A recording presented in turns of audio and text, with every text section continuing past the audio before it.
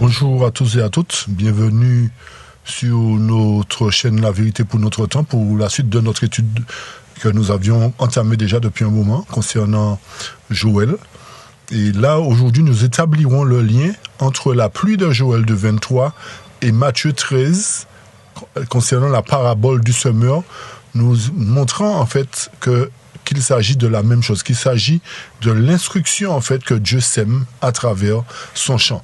Donc nous vous demanderons d'être très attentifs, chers amis, d'être surtout concentrés afin de pouvoir bien comprendre le lien qui est établi entre les deux.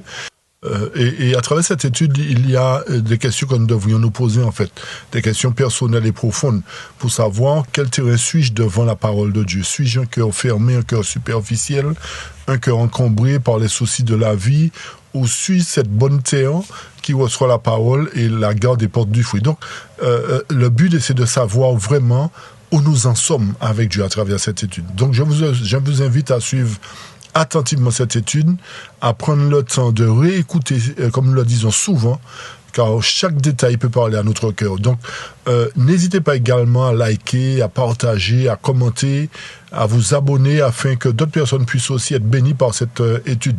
D'accord? Donc, que cette parole ne soit pas seulement entendue, mais qu'elle trouve dans nos cœurs une terre préparée par Dieu, arrosée par sa pluie, est prête à porter du fruit pour sa gloire. D'accord? Donc sur ce, nous allons prendre la position pour implorer la présence de notre Dieu afin qu'il nous assiste durant ce moment de partage. Notre Père aux cieux, nous voilà procéder devant toi pour te remercier pour ce privilège que tu nous accordes de comprendre et d'expliquer ta parole, Seigneur, et d'être instruit par toi. C'est pour cette raison que nous te demandons ton Saint-Esprit une fois de plus, afin de toucher tous les cœurs, tous ceux qui entendront ces vérités peut-être pour la première ou peut-être pour la énième fois, mais qui ne l'avaient jamais compris. Que tu puisses, par ton Saint-Esprit, ouvrir les cœurs, toucher les âmes et que, une fois pour toutes, tout un chacun puisse comprendre l'importance de la pluie et de quel côté il doit se trouver. Alors que ta paix, ta grâce repose sur nous et que ton nom soit glorifié et béni dès maintenant pour toujours. Notre Jésus, je t'ai prié pour ta gloire. Amen. Amen. Bienvenue à la table du Seigneur, chers amis. Nous sommes, comme m'a dit Jean-Pierre, à la maison de l'Éternel. Alors soyez richement bénis et que ce repas nous fasse du bien. Qu'il n'y ait pas d'indigestion, mais que nous puissions bien assimiler et que nous puissions sortir de là, grandis par la grâce de Dieu. Donc, Frère John, on va y aller. Comment vas-tu, Frère John? Oui, ça va, Frère Philippe, toi. Par la grâce de Dieu, l'Éternel est bon. Ok, c'est ça, gloire à Dieu, merci Seigneur. Amen, amen. L'Éternel est bon. Tout le monde nous a dit bonjour, frères et sœurs, bonjour pour toutes les frères et sœurs qui sont sur cette plateforme. Bon sabbat. Amen. Ok, alors comme on dit, Frère Philippe, nous avons beaucoup de choses pour nous, pour nous présenter aujourd'hui. Donc nous avons beaucoup de choses à présenter aujourd'hui. Et moi, je voulais dire, c'est mon Frère Philippe, nous avons obéi les frères et sœurs qui ont parlé de nous sur la plateforme. Donc on écoute les conseils des frères et sœurs qui nous parlent sur cette plateforme aussi. Parce que nous allons aller trop vite, nous allons aller là. Donc nous allons faire tout possible pour nous aller là, pour les gens bien compris les choses. Donc ils nous disent que nous allons trop lentement, ou certains disent que nous allons trop vite. Alors nous faisons de notre mieux pour faire les choses correctement. C'est ça. Parce que nous avons étudié, Frère Philippe. Nous avons étudié, nous ne pouvons pas seulement faire temps passer, nous avons étudié pour nous bien comprendre la parole de l'Éternel. Parce que nous sommes là pour étudier, pas pour faire le temps passer, mais pour étudier en profondeur la parole de l'Éternel. Et raison étude ça tellement capitalement important, Frère Philippe. La raison pour laquelle cette étude est très importante? Parce que là, il y a beaucoup de monde qui ont beaucoup de différentes conceptions concernant cette étude particulière. Parce qu'il y a beaucoup de personnes qui ont des conceptions erronées concernant cette étude particulièrement. Voilà. Et nous avons souhaité, après cette étude, tout le monde qui a bien comprendre les thèmes de l'Éternel étude dans la Bible. Là, on dit la pluie, premier pluie, deuxième pluie. Nous avons souhaité tout le monde qui a bien compris ça. Nous souhaitons qu'à l'issue de cette étude, tout le monde comprendra clairement ce sujet de la première pluie, de la seconde pluie, pourquoi la première pluie tombe en même temps que la deuxième pluie, etc. Voilà. Et raison, nous savons ça parce que pourquoi Joël chapitre 2, verset particulier, verset 23. Alors, pour quelle raison c'est ce point particulier concernant Joël 2, 23? Beaucoup de monde a différentes conceptions, mais là, il y a une conception qui l'Éternel même exposée dans la parole. Nous voulons suivre exactement. Beaucoup de personnes donnent leur conception concernant le verset 23 particulièrement, mais nous nous arrêterons strictement sur la parole concernant ce verset. C'est ça, hein? Et c'est ça. Et nous faisons étude là pour nous présenter la signification de la pluie. Et nous avons fait cette étude pour apporter la signification, donner l'explication de la pluie. Qu'est-ce que ça veut dire? Ça représente. Et nous voulons l'étude la finir là, on finit l'étude ça. Nous voulons tout le monde bien compris cette sujet. Frère. Et lorsque l'étude sera terminée, il faut que vous soyez en mesure de bien comprendre ce sujet, en fait. Et vous nous avons posé l'étude là comme ça, parce que nous avons fini, nous avons posé des pour quel catholique, témoin de Jéhovah, le mode, n'importe monde clair et net, sinon il l'était. Que vous soyez en mesure de présenter cette étude, effectivement, à qui que ce soit, d'une manière simple, en fait. Et ça veut dire, mon ne peut dire pas quoi, mais peut pas dire c'est pas ça qu'il est écrit. Garantie ça qu'il est écrit selon la parole de l'Éternel. Les gens pourront dire oui, ils ne croient pas à cela, mais ils ne pourront pas dire que ce n'est pas ce qui est écrit. Nous sommes assurés à travers la parole de l'Éternel que c'est ça. Aujourd'hui, nous avons essayé toutes différentes conceptions qui ont concernant la pluie, etc. Nous voulons faire ça clair aujourd'hui. Donc aujourd'hui, nous mettrons de côté toutes les conceptions à travers les explications qui seront données, toute conception erronée de ce sujet de Joël concernant la pluie. C'est ça. Et nous voulons comprendre aujourd'hui pourquoi l'Éternel a utilisé cette mélodie dans la Bible, de la pluie, premier pli, deuxième pli, pourquoi bon Dieu utiliser ça? Il serait intéressant de comprendre pour quelle raison l'Éternel utilise ce thème dans la Bible, la pluie. Pour quelle raison il utilise ce thème?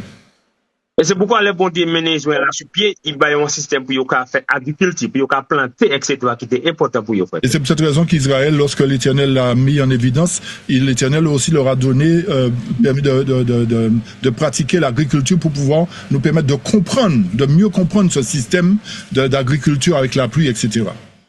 Voilà. Et en ça, frère Philippe, bon Dieu, fait pour dépendre de l'Éternel pour la première pli et dernier pli pour y mener manger, y marquer, pour y vivre. Et à travers ce système agricole, l'Éternel voulait qu'Israël dépende de lui pour concernant la pluie, afin qu'il comprenne que c'est Dieu qui permet, à travers sa parole, de produire, et à travers son instruction de produire pour pouvoir vendre en finalité sur la place du marché. Voilà. Et toute maman Israël te connaît ça clair, il n'était pas de problème sinon ça, il bien comprendre ça. Et tous les enfants d'Israël avaient clairement compris ce sujet de la pluie qui tombe en amont et en aval. Et c'est pourquoi l'évangile Jésus servit même méthode, frère Philippe, pour répondre c'était nous qui vivons aujourd'hui.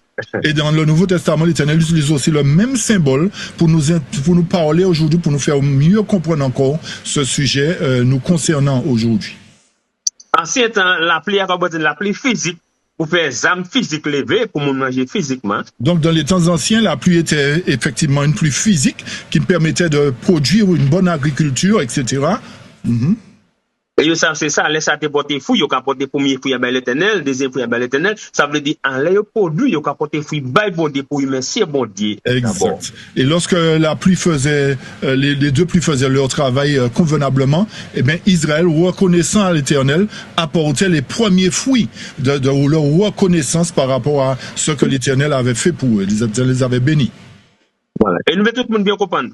En résultat de la pluie, il va apporter un bon fruit, puis le premier fruit et la deuxième fruit. Pas oublier, premier fruit, deuxième fruit, premier fruit, deuxième fruit. C'est clair. Et par rapport à ce symbolisme, nous avons mieux compris encore qu'Israël, lorsqu'ils étaient reconnaissants de la première pluie, ils apportaient une offrande, des prémices de leur revenu, de leurs fruits, pour l'Éternel. Et aussi, comme il y avait une deuxième pluie, c'était en quelque sorte une reconnaissance concernant les seconds fruits qu'ils apportaient aussi à l'Éternel, comme acte de reconnaissance.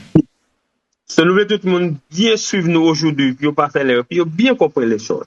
Donc suivez-nous attentivement afin que vous puissiez ne pas commettre d'impair, ne pas marcher dans l'erreur en fait. Voilà. Nous avons dit ça, c'était de la pluie physique ancienne dans frère. Donc dans les temps anciens, c'était une pluie physique qui produisait de bons fruits. Donc bon, les cas utilisant la pluie spirituellement pour les herbes aujourd'hui, les manger aujourd'hui. Donc aujourd'hui, l'Éternel utilise le symbole de la pluie pour qui doit tomber sur les herbes que nous sommes aujourd'hui. Nous permettre de grandir et de produire. Voilà. Israël était une manger physique, après la pluie. Israël produisait un aliment physique après avoir reçu les deux pluies. Voilà. Et la pluie suite, elle a produit manger spirituellement pour l'Éternel aussi. Donc la pluie spirituelle va produire un aliment spirituel pour tout un chacun aujourd'hui.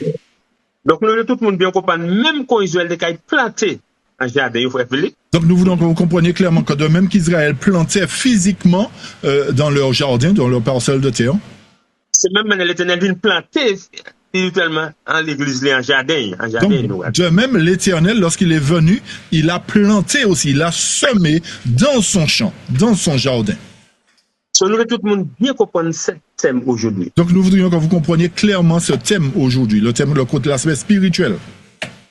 Alors, bien comprendre ça, vous savez, jardin, bon Dieu, c'est l'église de Dieu. Donc lorsque vous comprenez clairement que le jardin de Dieu représente son église, donc c'est là qu'il a planté, manger, frère Philippe. C'est là qu'il a semé son grain dans son jardin, dans son église.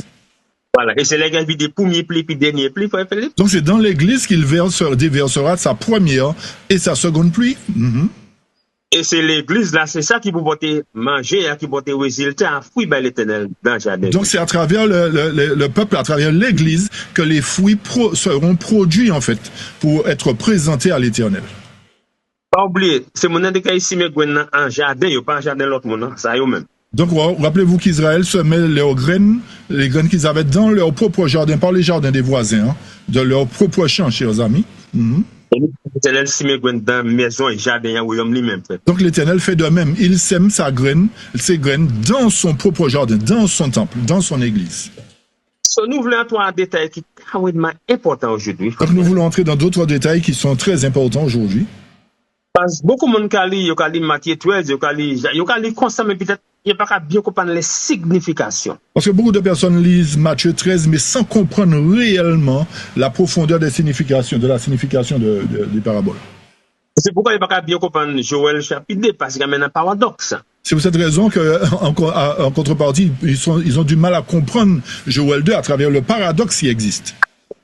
Parce que malgré que texte, il faut bien comprendre la signification spirituellement et physiquement. Exact. Malgré la lecture du texte, ils ont du mal à faire le rapport entre l'aspect spirituel et l'aspect physique, ou vice-versa, l'aspect physique et l'aspect spirituel. Beaucoup de monde qui lit un livre qui est parabole de Jésus-Christ, tout à fait discalé ça. Beaucoup de personnes qui lisent le livre parabole de Jésus-Christ, beaucoup d'adventistes le lisent, effectivement. Mais pas bien comprendre le texte là, mais nous pouvons faire allusion exactement ça, bon Dieu, nous bien comprendre. Pourtant, malgré qu'ils le lisent, ils n'ont pas bien compris, parce qu'ils n'ont pas bien compris l'allusion que Dieu veut faire à travers sa pluie. Nous voulons aujourd'hui, une fois pour toutes, pour nous bien comprendre, nous lisons Matthieu 13 au parabole de Jésus-Christ. Exactement. Donc, nous souhaitons que vous compreniez une fois pour toutes clairement ce que Dieu dit dans sa parabole et en relation avec Joël 2:23. Donc, nous allons commencer par ce capitalement important, frère. Donc, on va avancer par la grâce de Dieu. Nous suivons. Nous ne parlons pas de questions après. Si on a une raison pour clarification, bon, nous mettons des questions après parce que nous avons beaucoup d'informations pour donner pour toi. Donc, vous avez compris, pas de questions tout de suite. Point de clarification, oui, mais questions, notez ça pour la fin. OK? Très bien. D'accord. Donc, on reprend Joël 2:23 et ensuite on bascule dans Matthieu 13, chers amis. D'accord? Joël 2:23, disons 23 et suivant. Soyez heureux, donc, vous, enfants de Sion, et réjouissez-vous dans le Seigneur, votre Dieu, car il vous a donné la première pluie modérément, et il fera descendre sur vous la première pluie et la dernière pluie au premier mois. Les airs seront remplis de blé, les cuves regorgeront de vin et d'huile, et je vous rendrai les années qu'a mangé la locuste, la larve, le ver rongeur et la chenille, ma grande armée que j'avais envoyée contre vous. Et vous mangerez, vous serez rassasiés, et vous louez le nom du Seigneur votre Dieu qui aura agi avec vous merveilleusement, et mon peuple ne sera plus jamais honteux. Et vous saurez que je suis au milieu d'Israël et que je suis le Seigneur votre Dieu et qu'il n'y en a pas d'autre, et mon peuple ne sera plus jamais honteux. Fin de citation. Et là, nous regardons cette fois, nous bien comprendre Joël de 23 à 27. Hein? J'espère que nous avons bien compris ce texte de Joël de 23 à 27. Mais pourquoi ça a des problèmes pour les théologiens, problème pour les historiens? Pourquoi? Pour quelle raison ce texte pose problème aux théologiens et aux historiens? Parce qu'il y a un système complexe qu'il y a là. Parce qu'il y a une complexité dans ce texte, en fait, qu'ils n'ont pas encore compris. Ouais, parce qu'il est possible pour vous le premier pli à l'aide des derniers plis à cabine. C'est pas logique. Donc vous avez bien compris que c'est illogique que les deux pluies puissent tomber en même temps. OK, chers amis? D'accord. Et nous faisons la semaine passée, nous avons dit qu'il est le premier pli à tomber, qu'il est le dernier pli à tomber et qu'il est mangé pour maquette. Donc nous avons montré la semaine dernière à quel moment la première pluie tombe, à quel moment la seconde, et qu'est-ce que provoque la seconde pluie, c'est-à-dire des fruits pour être en mesure d'être livrés, de beaux fruits au supermarché en fait. Et nous montrons la Bible clairement, c'est après les deuxièmes plis tombés, il faut manger à caille, ni pour maquette. C'est après les deuxièmes plis manger à retenez bien que c'est après la seconde pluie que les fruits, les légumes seront prêts pour le marché, chers amis. Soit avant manger à mi pour maquette, avant mener aller on pour jouer un premier pli et deuxième pli pour. Donc, avant que les fruits atteignent la maturité et qu'ils puissent être en mesure de grandir, vous devez avoir la première pluie et la seconde pluie qui va faire le travail complet, en fait. Okay. Donc, nous allons beaucoup de bagailles physiquement si même ça va passer. Donc, ça va donner, nous avons touché beaucoup l'aspect physique. Donc, nous avons un système spirituellement aujourd'hui. Là, maintenant, nous abordons encore une fois, nous abordons plus profondément l'aspect spirituel aujourd'hui. Nous allons pour cela. Vas-y. Nous comprenons, écoutez bien pour suivre. Bon, écoutez-nous attentivement, suivez-nous attentivement. Suivez la parole. Voilà. Alléluia. Matthieu 13, versets 1 et suivant. Le même jour, Jésus sortit de la maison et s'assit au bord de la mer, et de grandes multitudes s'assemblèrent auprès de lui, si bien qu'il monta dans une barque et s'assit, et toute la multitude se tenait sur le rivage. Et il leur disait beaucoup de choses par des paraboles, disant: Voici un semeur sorti pour semer. Et comme il semait, quelques graines tombèrent le long du chemin, et les oiseaux vinrent et les dévorèrent. D'autres tombèrent sur les endroits pierreux où elles n'avaient que peu de terre, et elles levèrent aussitôt parce qu'elles n'entraient pas profondément dans la terre. Et lorsque le soleil se leva, elles furent brûlées, et parce qu'elles n'avaient pas de racines, elles séchèrent. Et d'autres tombèrent parmi les épines, et les épines grandirent et les étouffèrent. Mais d'autres tombèrent dans la bonne terre, et donnèrent du fruit, les uns 100, d'autres 60, d'autres 30. Je poursuis. Alors, avant, il faut les parler. Okay, Nous bien yes. Donc, lorsque nous comprenons bien ce texte, nous, bon Dieu, nous, un thème là, il y a là ici, mais très important. Nous voyons que le thème utilisé, c'est que l'Éternel va semer ses graines. C'est très important. Ça veut dire que nous voulons suivre cette méthode, frère et sœurs. Donc, nous devrions suivre la méthode employée. Il a planté, manger, en compagnie, graines tombées, bon là, oui, etc. Il m'a clair et net. Donc, il nous a montré plusieurs aspects. Lorsqu'il a semé les graines, une partie est tombée sur le bord de la route, etc. Il a donné plusieurs aspects, en fait. Bon, nous voulons tout le monde comprendre, c'est pas graine physique, c'est pas terre physique, c'est spirituellement nous qu'à parler là. Vous remarquez bien, chers amis, que l'aspect de Matthieu 13 ne concerne pas un aspect physique, mais spirituel. So, nous voulons suivre avec nous, nous qu'à continuer. Donc nous poursuivons. Donc retenez bien que c'est spirituel. Ce ne sont pas des vraies graines, c'est la parole que l'Éternel sème. Ok? Très bien. On poursuit. Verset 9. Que celui qui a des oreilles pour entendre, entende. Alors les disciples s'approchèrent et lui dirent: Pourquoi le parles-tu en parabole? Il répondit et leur dit: Parce qu'il vous est donné de connaître les mystères du royaume du ciel, mais à eux, cela ne leur est pas donné. Car quiconque a, il sera donné et il sera dans l'abondance, mais de quiconque n'a pas, il sera même ôté ce qu'il a. C'est pourquoi je leur parle en parabole, parce qu'en voyant, ils ne voient pas, et qu'en entendant, ils n'entendent ni ne comprennent. Alors, là, nous comprenons ça, frère et sœurs. Lorsque nous comprenons cela ici à nouveau, nous avons un point important aujourd'hui. Nous voyons un point important aujourd'hui. Ça veut dire, là, Jésus me dit aux questions, il m'a dit Jésus expliquer. Jésus dit, parce qu'il est pour comprendre, mais pour ne pas pour comprendre. Ah, ils ont posé à Jésus la question, et Jésus a dit: à vous, il vous a donné de comprendre, mais pas aux autres. Alors pourquoi? Parce que les disciples comprennent, Jésus parle en parabole. Parce que les disciples ont compris que Jésus leur parlait en parabole. Alors Jésus dit: oh, c'est parce que pour comprendre, mais pour eux, ils n'ont pas compris. Alors Jésus a dit: non, non, c'est parce que vous pouvez comprendre ça, mais eux, ça ne leur a pas été donné de comprendre. Et donc, vous voulez dire la même situation aujourd'hui. Donc c'est la même chose que nous vivons aujourd'hui, chers amis.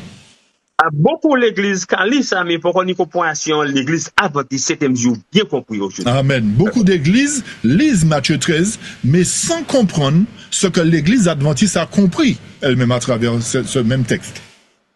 So, mon gars, souhaitez nous tous qui sont sur cette plateforme. Nous souhaitons que vous tous qui êtes sur cette plateforme aujourd'hui, nous pas en même catégorie, ça, moi, nous avons bien compris aujourd'hui cette parabole. J'espère que nous ne sommes pas de la même catégorie des gens qui lisent la Bible sans comprendre, mais que nous sommes en mesure, ou encore nous serons en mesure de comprendre clairement cette parabole. Donc, dans cette parabole, il y a 3 catégories de monde là, présentes. Donc, il y a 3 catégories déjà présentées. Donc, c'est l'église de Dieu aujourd'hui. Donc, il s'agit de l'église de Dieu à travers cette parabole qui est représentée ici. Et quand nous continuons, Et lorsque nous poursuivons, qui laisse Gwen ou en famille c'est Gwen ça? Toi qui décides. Hein? Je voudrais que vous décidiez de quelle graine, de quelle catégorie de croyants vous faites partie en fait. Ok, voilà, on poursuit. On va au verset 17 et suivant.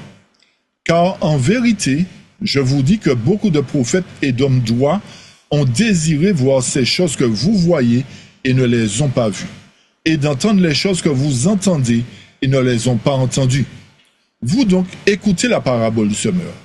Lorsqu'un homme entend la parole du royaume et ne la comprend pas, alors vient le malin et il ravit ce qui était semé dans son cœur. C'est celui qui a reçu la semence le long du chemin. Ok? Mais celui qui a reçu la semence dans des endroits pierreux, c'est celui qui entend la parole et qui la reçoit aussitôt avec joie. Mais il n'a pas de racine en lui-même et cela ne dure qu'un moment. Et lorsque la tribulation, la persécution survient à cause de la parole, vous avez bien compris? Lorsque la persécution survient à cause de la parole, aussitôt il est offensé. Et celui qui a reçu la semence parmi les épines, c'est celui qui entend la parole et les soucis de ce monde et les séductions des richesses étouffent la parole et il devient infructueux. 23. Mais celui qui a reçu la semence dans une bonne terre est celui qui entend la parole et la comprend et qui porte aussi du fruit et produit l'un 100, un autre 60 et un autre 30. Merci frère Philippe. Frères et sœurs. Frères et sœurs. Prenons cette parabole. Lorsque nous lisons cette parabole ici. Mais ça, là, c'est bon, nous comprenons, nous chacun dans cette catégorie qui a cette parabole. Donc déjà, sans l'esprit de prophétie, nous comprenons que nous pouvons faire partie d'une des catégories de cette parabole. Donc là, il y a 3 catégories de monde dans l'église, mon Dieu. Il y a 3 catégories de personnes dans l'église de Dieu. Ça veut dire tout le temps l'évangile, on dit, l'évangile a rassemblé bien, ils ont entré dans l'église. Ils sont dans l'évangile, ils disent oui, l'évangile semble une bonne chose pour nous, ils sont contents de connaître l'évangile, on va dire. Mais Jésus a expliqué 3 catégories. Mais Jésus explique concernant ces 3 catégories de personnes. En compagnie, là, il y a 20 ans, il y a une raison pour quitter l'église. Investigation, il quitter yon. Alors, une première catégorie dit, bon, moi, après 20 ans, bon, j'en ai assez de ça, je laisse l'église, j'abandonne ça. Ça, c'est la première catégorie, on va dire. En deuxième, dit encore, ok, problème passé, moun pas aller contre moi, yon bouche ne raison, pas. Donc, une deuxième catégorie dit, non, dit trop de choses sur moi, là, bon, je laisse ça tomber aussi, j'abandonne. Alors, catégorie dit, il se peut vérité à belle, comme persécution commence, il dit ok. Alors, une autre catégorie encore a pris la vérité avec cœur, etc. Et puis, là, lorsque la persécution est arrivée, ils ont abandonné. Mais ça qui est important pour nous, c'est ça qui est fait dans l'église. Hein? Et ce qui est important à retenir, c'est ce qui se passe réellement dans l'église, chers amis. Mais ça qui aussi en bon terre. Tandis que ceux qui ont reçu la graine dans la bonne terre, dans leur cœur propre, on va dire. Ils ont porté fruit, écoutez ça. Ils ont porté des fruits, écoutez bien. Un 100. Une graine 100. 60. Un épi 60. Et puis 30. Un autre épi 30. Ça veut dire qui ça, frère? Ça représente quoi, chers amis? Ça veut dire dans l'église, tout le monde n'a pas la même habilité, frère. Ça veut dire que dans l'église, tous les croyants n'ont pas la même habilité, la même habilité, on va rester là. Mais ça veut dire, mais ils ont accepté l'évangile, mon Dieu. Mais retenez bien qu'ils ont tous accepté l'évangile de Dieu.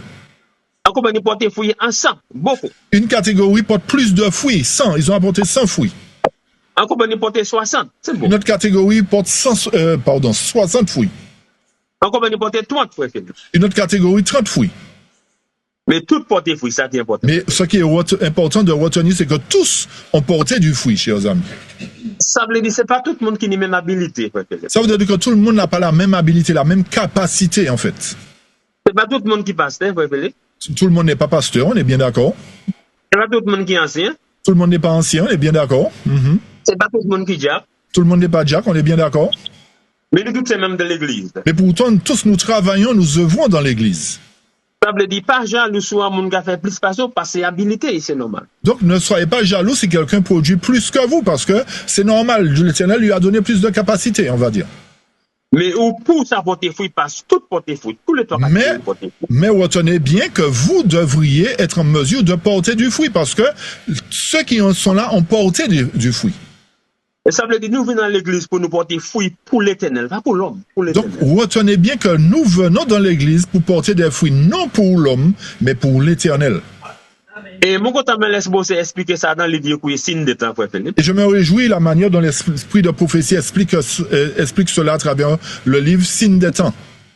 Et des premiers trois groupes là, frère Philippe, là, tombe à Sushime, tombe pas mi piquant, tombe, etc. Concernant les trois premiers groupes, il dit la graine est tombée au bord du chemin, un autre dans un endroit pireux, un autre parmi les épines, etc.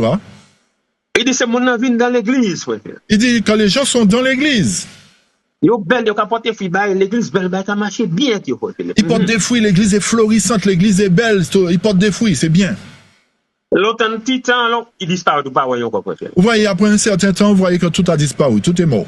Non, nous pas t'apporter tout détail aujourd'hui, mais mon lot est ça chez toi. Nous ne pourrons pas entrer dans tous les détails, mais lorsque vous aurez le temps, allez lire cela chez vous.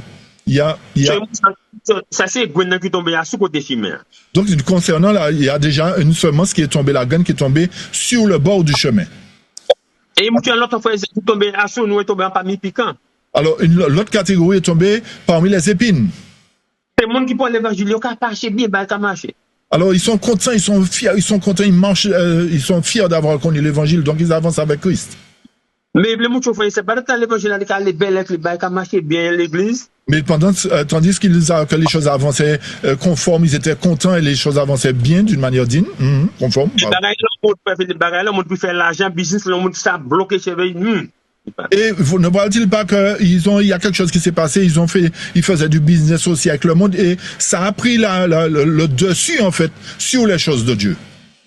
Ça veut bien cher dans l'évangile, mais il a bloqué parce qu'il voulait, bon, nous n'a pas acheté belle auto, pas acheté belle case. C'est pas ça nous a dit, mais il a tellement engagé, l'évangile n'a pas de place entière, nous peut-être. Donc, alors par rapport à ça, il y a beaucoup de personnes qui effectivement ont comment je peux dire ça, excusez-moi, ils accaparent des richesses et ils font de ces richesses-là des priorités. On ne dit pas de ne pas acheter de belles voitures, c'est pas ce qu'on dit, chers amis. D'accord? Mais, comme tu as dit ça à la fin, nous devrions savoir quelle est notre priorité, on va dire. D'accord? Alors, ouais. avant Frère John, excuse-moi, il y avait Lucie qui, je pense, voulait un point de clarification. Lucie, vas-y. Oui, bonjour tout le monde, joyeux sabbat. Le point de clarification que je voulais, quand on parle des 60, 30 et 100 fruits, ce sont des membres baptisés que l'on produit, c'est ça? C'est une question, hein? Oui, oui, non, mais le fruit, là, les fruits, c'est quand on accepte le baptême, c'est ça? Ok, on va apporter les réponses. Il n'y a pas de souci, Lucie. Tu as bien compris ça? D'accord. Non, mais c'est ça. On va te répondre. Ah, d'accord, ok. On va te répondre, t'inquiète. Il n'y a pas de souci. Tu as bien compris, Frère John? Oui, c'est ça. Yes. Et pas oublier, frère, je sais. Même qu'on mange physique à porter fruits, nous manger spirituellement à porter fruits aussi, d'accord? N'oublions pas, chers amis, qu'un arbre physiquement produit des fruits. Donc spirituellement, nous devons aussi produire des fruits. Mais pour le produire fruits, j'ai une première pli et dernier pli pour porter bons fruits. Mais pour produire de bons fruits, il faut recevoir la première instruction qui est la première pluie et recevoir la seconde pluie qui est la suite de l'instruction. Et oui, ça c'est important, frère Philippe. En trois catégories pour moi. Donc, à travers les trois premières catégories de personnes, chacun nous membres de l'église qui a demandé qui côté nous, il n'y a pas de monde qui a dit nous avons demandé qui, nous avons représenter trois catégories. Ça. Donc, nous posons la question de quelle catégorie de personnes vous faites partie, en fait, à travers les trois premières catégories déjà. Voilà. L'année compagnie, c'est eux qui recevez maintenant qui tombent à sous-côté chemin. Donc, faites-vous partie de ceux qui ont reçu la graine au bord du chemin que les oiseaux ont mangé? Et ça qui fait que tomber parmi eux, Philippe a tenu assez terre dans les soleils enlevés, il brûlait, il t'a porté bon fruit. Faites-vous partie de cette catégorie qui a reçu la semence sur le terrain pierreux et qu'il n'y avait pas suffisamment de terre, donc la graine a poussé vite et elle est morte rapidement? Et bien, ça qui tombe parmi les piquants, avec qui choqué, bloqué. Et faites-vous partie de cette catégorie où la semence est tombée parmi les épines et les épines les ont étouffées? Donc, nous voulons tout le monde, mais à qui catégorie, pas nous, à qui catégorie où il y a trois ça. Donc, chacun de nous, répondons pour nous-mêmes, dans quelle catégorie vous estimez que vous faites partie là? Ça veut dire qu'on peut dire qu'il est à l'église là pour 20 ans, après 20 ans, 20 ans, il pas bail pour faire, il est parti, il est laissé. Donc ça voudrait dire qu'une catégorie sera là pendant 20 ans, 40, etc. Et il suffit qu'un problème survienne et ils ont dit, bon là c'est assez, je laisse ça. J'abandonne. Ça a marché bien, il commence à dire, eh bien, autant de vérité qui a marché selon la vérité, et il commence à une persécution, ça va aller. Alors ils étaient contents de la vérité, ils ont bien reçu la vérité, et puis au fil du temps, eh bien, les persécutions arrivaient, eh bien, ils ont dit, ah non, on abandonne, on ne veut pas supporter ça. Deuxième frère Philippe, il a fait bien l'église, mais tellement conception pour faire bagarre le monde, il est tellement engagé dans le monde là, ça a bloqué, il ne peut pas porter fouille pour l'éternel. Donc une autre catégorie, effectivement, ils sont tellement centrés sur les affaires du monde, donc ils ne peuvent pas être en mesure de produire des fruits, donc ils se laissent envahir par les choses du monde. Donc c'est vous qui a décidé qui laisse Gwen ou il n'y a pas mis toi ça, c'est pas nous. Moi qui vous décider ça, qui laisse? Donc comprenez bien que c'est chacun de nous qui décidons de quelle catégorie nous faisons partie là, quel terrain nous représentons en fait. Si vous êtes 20 ans pour partir, 30 ans pour partir, ça veut dire que c'est dans cette catégorie là. Donc si après 30 ans vous avez abandonné la foi et puis vous n'êtes pas revenu, vous faites partie de l'une des catégories de graines ici là, les 3-4 premières catégories. Voilà, so nous qui avons décidé ça, pas nous, on a décidé ça pourquoi? Qui laisse graine moyen là? M'a dit pour dire qui laisse. Donc, qu'est-ce que je produis? De quelle partie je fais là? Quelle graine je suis là? C'est vous qui décidez. C'est chacun de nous. Voilà. La dernière, frère Philippe. La dernière catégorie. La graine est tombée sur bon terre. La graine est tombée dans une bonne terre. Tous les trois portent des fruits. Et les trois ont produit des fruits. Donc, mon gars, c'est nous qui avons cette plateforme aujourd'hui. Nous souhaitons que nous tous qui sommes sur cette plateforme aujourd'hui, nous fait partie des dernières catégories. Que nous ferons partie de cette dernière catégorie. Nous porter en 100. Pour que nous portions 100 fruits. 60 fruits. Et 30 fruits. Répète, ça fait du. Mais tous portent des fruits. Mais tous ont porté du fruit. Avant nous aller pour nous, on dit tout le monde, toi, aller chez toi, décider qui laisse grain moyen en cette catégorie. Donc, quand vous irez chez vous, analysez bien, posez-vous la question de quelle catégorie de graines je fais partie. Mais laisse-moi de nous sympathiser à ces graines-là. On va décider qui laisse moyen. Et nous faisons partie de l'une des graines ici. De quelle catégorie ou bien de groupe, de quelle catégorie nous faisons partie? C'est vous qui décidez content qu'à marcher. Alors, c'est vous qui déciderez au moment de la moisson. C'est ça, John? Nous, quand nous avons vu, c'est nous qui décidé ça, frère. Donc, c'est nous qui décidons. C'est nous qui décidons, en fait. Nous avons souhaité, nous, tout qui fait partie des derniers groupes, frère. Donc, nous souhaitons que nous ferons partie de ce dernier groupe. Frère John, je vais juste revenir sur Lucie, parce que la connaissance, elle va bloquer, elle ne va pas comprendre le reste de l'étude. Tu comprends? Alors, on va l'aider à pouvoir comprendre par rapport à ce qu'elle avait demandé pour qu'elle puisse être en mesure de suivre avec nous correctement. D'accord? Okay. Elle a dit, c'est quoi les fruits, les 30 fruits, 100 fruits, etc. C'est quoi? Chers amis, alors, chers amis, excusez-moi, comprenez bien qu'il y a des choses, nous faisons des exceptions des fois, pour permettre à... Vous avez bien compris notre démarche, hein, chers amis, ok? Très bien, on y va. Très bien. Vas-y, Forge. Comporter ses papas là, mais c'est pas ça. Attends, on reprend parce que ça coupe des fois, c'est pas pourquoi. C'est pas fruit physique qu'on dit c'est mango porter fruit, papa porter fruit, non, c'est pas ça. Ok, alors Lucie, c'est pas des fruits physiques qui sont présentés ici là. Par exemple, c'est comme si des mangues ou des papayes, c'est pas ça, hein? D'accord, c'est spirituel. Ça veut dire quand nous acceptons l'évangile, frère Philippe. Quand nous acceptons l'évangile, nous avons progrès sur la parole de Dieu. Nous progressons à travers la parole de Dieu, selon la parole de Dieu, les enseignements que nous recevons. Et tout le monde qui a porté fruit. Donc tout le monde est censé porter des fruits. Mais chacun de monde a différentes habilités. Mais chaque personne a une habilité différente, une capacité différente. Un exemple. Donc, admettons que la sœur Lucie, elle sera en mesure de prêcher. Elle est prédicatrice, elle sait prêcher. Un autre sœur, il peut s'approcher, mais peut-être qu'elle chante et puis mener mon bail l'évangile, ça fait ça. Donc, une autre sœur à elle, elle va peut-être pas prêcher comme Lucie, mais elle a le don du chant, par exemple, etc. Il y a l'autre encore qui s'est communiqué avec moi de l'autre façon. Il y a une troisième personne qui est en mesure de communiquer plus facilement que Lucie ou que l'autre sœur. Mais tout à fait, ils voient qu'on l'Esprit a demandé à eux. Mais les trois font leur devoir comme l'Esprit Saint leur demande de faire le travail. Ça veut dire tout cas marcher sur le principe bon Dieu. Ça veut dire que tous les trois marchent selon les principes de Dieu. Mais tout cas. Mais tout quoi? Tout porter fruit. Mais pourtant, toutes les trois ont porté des fruits. Mais tout pas ni même habilité, bien compris ça. Mais les trois n'ont pas la même capacité, la même habilité, la même habilitation en fait. Ils ont porté 100, 60 et 30. Une catégorie a porté 100, 30, 60 100, 60 et 30, pardon. C'est même qu'on nous dit talent, frère Philippe, nous les trois talents, l'Éternel dit. C'est comme nous avons des talents, c'est ça? Il y en a 10 talents, il y en a 5, il y en a nous comprenons ça. L'Éternel a donné 100 talents à un, 50 talents à l'autre, etc., 10 talents à un autre, etc.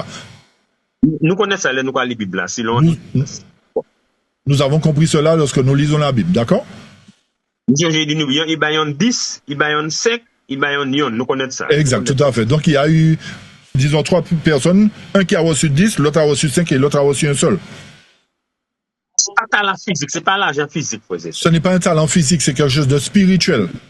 Ok, on va souhaiter nous bien comprendre ça. C'est une capacité à travailler pour Dieu, en fait. D'accord? D'accord? Donc, fruit à nous apporter, c'est qui ça fait, Philippe? Donc, quel est le fruit que nous produisons, que nous portons?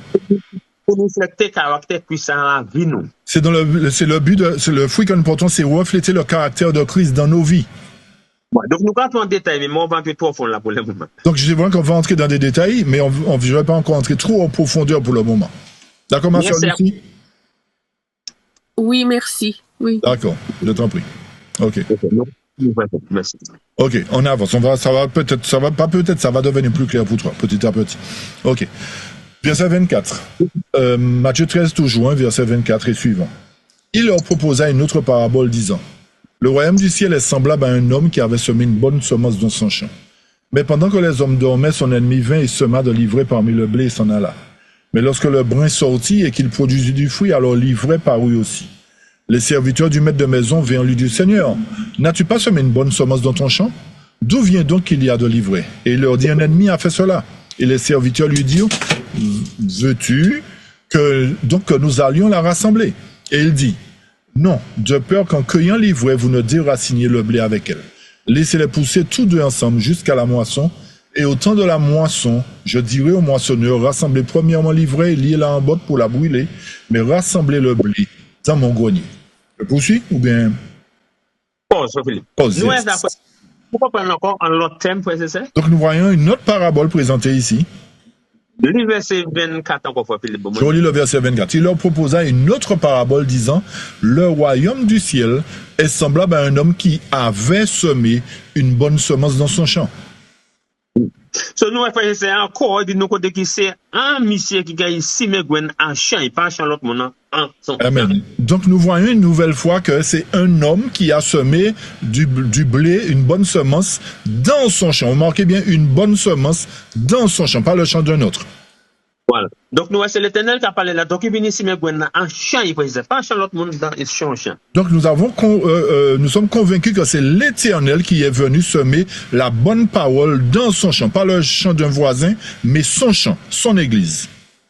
C'est important parce que chez nous, il y a des faux conceptions. Nous mal comprenons l'évangile là. Nous pas souhaiter nous un bon mode aujourd'hui. Donc beaucoup d'entre nous n'avons pas bien compris l'évangile. Nous avons une conception erronée. Et j'espère qu'aujourd'hui nous serons tous, on va dire, nous aurons la même vision des choses en fait. Voilà. Nous pas souhaiter tout le monde qui a bien compris cette parabole aujourd'hui. Nous espérons que tout un chacun comprendront clairement cette parabole aujourd'hui. Et nous, pas de temps ici, mais chaque fois, Philippe, c'est zamenant levé, manger à tomate, etc., maïs à lever. Donc, lorsque cet homme a semé, Jésus-Christ a semé dans son champ, eh bien, les fruits que nous sommes, tomates, par exemple, c'est illustré, hein, d'accord, vous avez compris? Eh bien, nous avons poussé, nous avons produit. Mais peut-être ça quand les frère Philippe a dit, mais frère Obed, vous plantez ça, mais matin c'est tomate, vous plantez qui mène moi wacher. Obed dit non, pas wacher, quittez tout. Alors c'est comme si c'est le frère Philippe et le frère Obed qui a dit à frère Philippe, mais frère Philippe, c'est pas des tomates que tu as plantées là, mais pourquoi c'est d'autres choses que ça a produit? Je vais, alors c'est moi qui dis au frère Obed, hein, je vais l'arracher. Le frère Obed dit non, ne l'arrache pas, laisse-les pousser ensemble. Voilà. Quittez tout le dépousser bien. Donc, lorsque les deux vont pousser jusqu'à maturité, vous avez fait la séparation. Je vais faire le triage moi-même. nous comprenons bien verset 29 et puis 30, frères et sœurs. Bon, comprenons bien le verset 29 et 30. Je relis. Et il dit, non de peur qu'en cueillant l'ivraie, vous ne déraciniez le blé avec elle. Laissez-les pousser tous deux ensemble jusqu'à la moisson. Et au temps de la moisson, je dirai aux moissonneurs, rassemblez premièrement l'ivraie et liez-la en botte pour la brûler, mais rassemblez le blé dans mon grenier. Merci, frère Philippe. Beaucoup de monde a lu cette parabole. Beaucoup de personnes lisent cette parabole. Et si aujourd'hui, on a dit, mais pour comprendre ça, l'évangile l'a dit. Donc nous n'avons pas encore compris réellement ce que l'évangile nous dit ici. Et là, bien comprendre l'allusion à l'évangile là. Et lorsque nous faisons bien, nous comprenons bien l'allusion que l'évangile veut faire produire, veut faire ressortir d'ici, à travers ce texte en fait.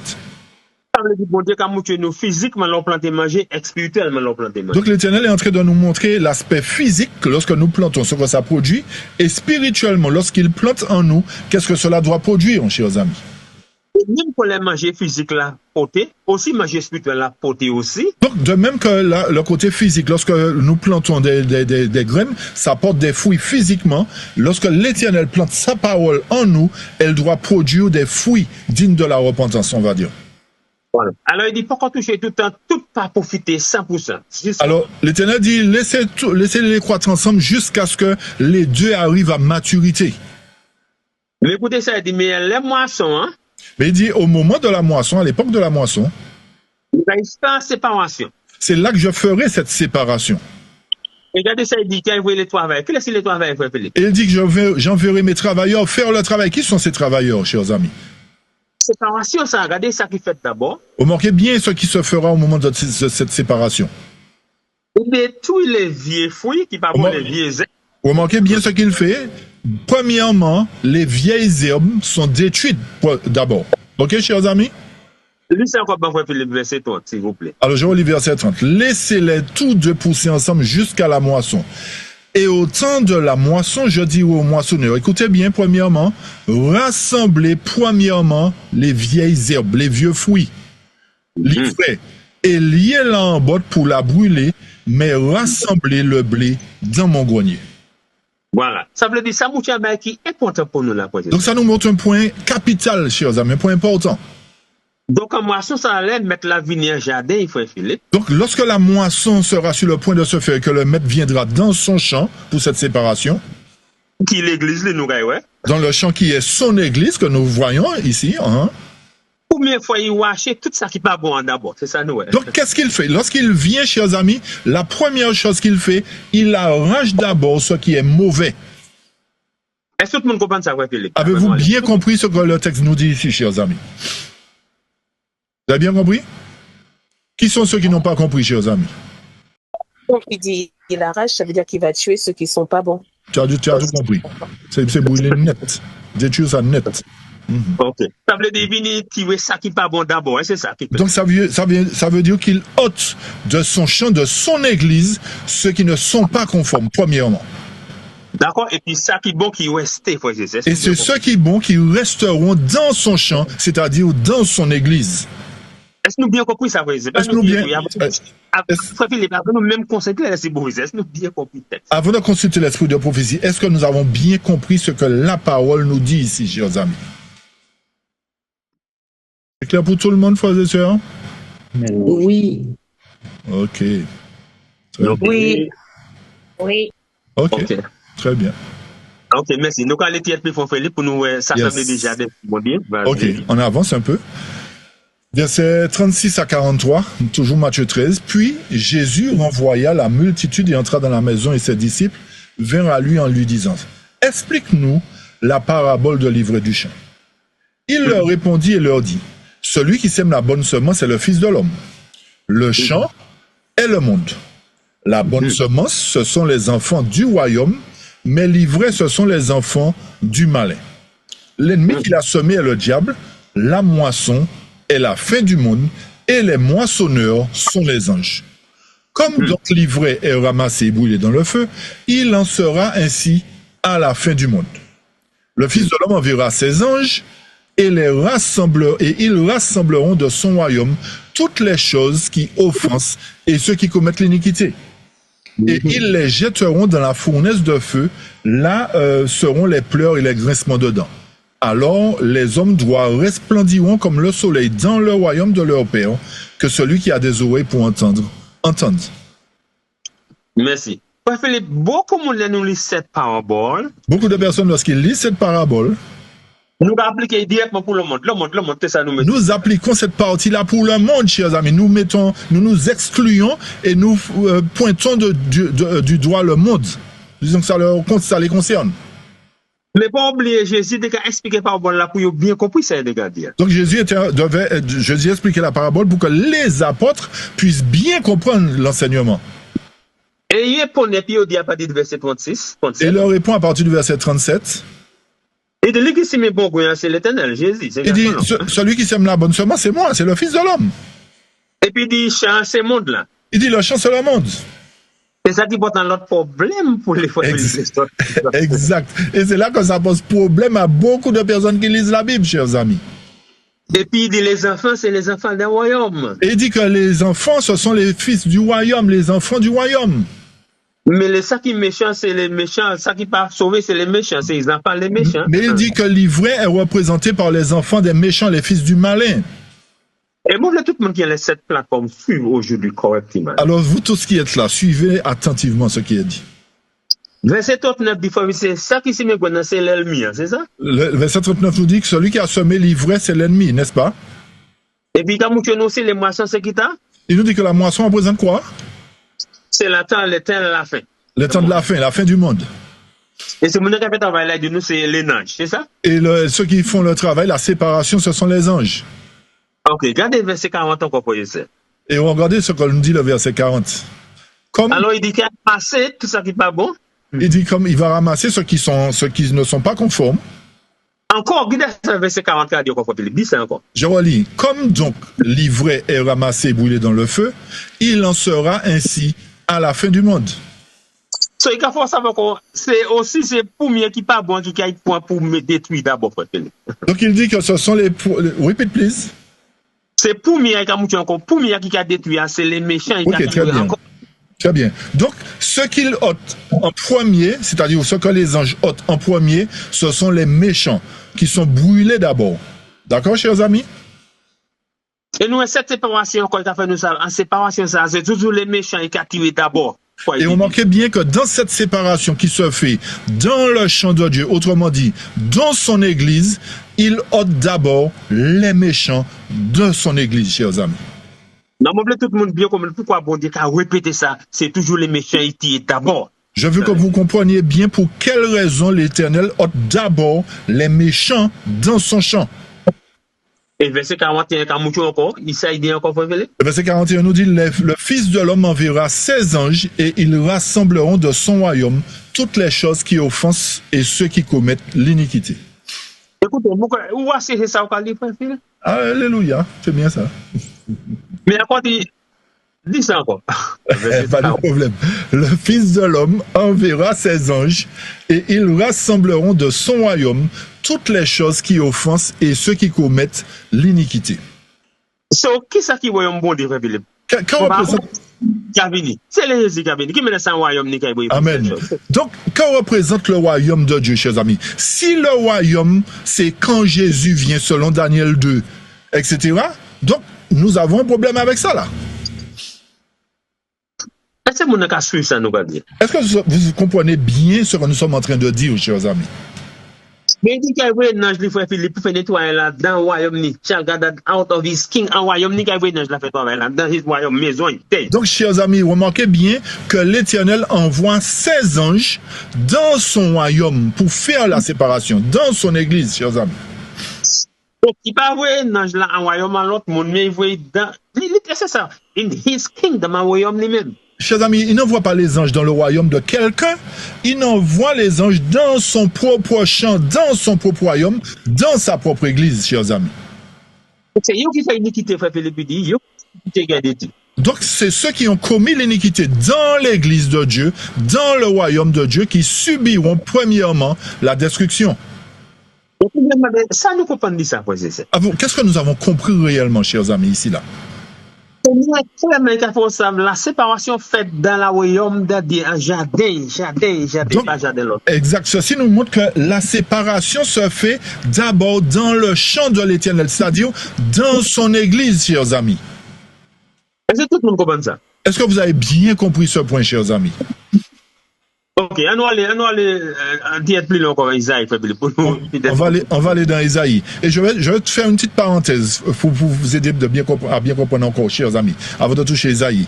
Donc, si nous prenons le temps d'analyser correctement Matthieu 13, nous aurons une réponse claire lorsque nous lirons Matthieu 25. Est-ce que vous comprenez ce qu'on dit? Donc, le Fils de l'homme, c'est pas quand le Fils de l'homme viendra sur les nuées qu'il va séparer les brebis d'avec les boucs. On est bien d'accord? Donc, la séparation se fait dans l'église de Dieu d'abord. Et comme on avait dit, concernant Matthieu 25, les brebis et les boucs, c'est dans le monde après. D'accord? Donc, comprenez bien ce que l'Éternel dit. Donc, si nous comprenons mal Matthieu 13, nous interpréterons aussi dans le sens contraire Matthieu 25. Amen. Et pour oublier quoi, on dit, il a toujours un ange là dans le royaume, in his kingdom, pas dans les autres mondes. Exact. Donc, il envoie toujours ses anges dans son royaume, pas dans les affaires des autres, dans son royaume. Attends, Frère John, il y avait une main.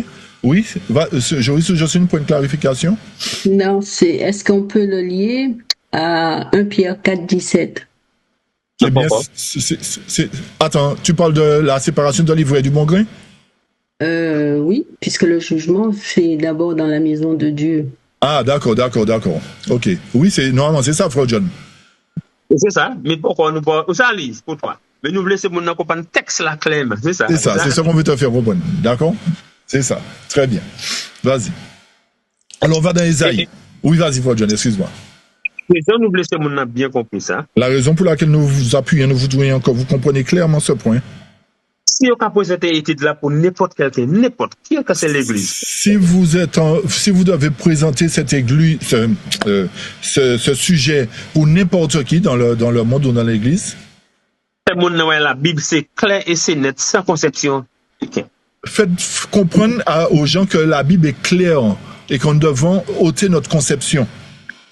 Voilà. So, vous avez même consulté pièce Bible claire et nette selon l'évangile là qui présente là. La Bible est suffisamment claire. Vous pouvez prendre la Bible seulement là pour présenter ce point-là.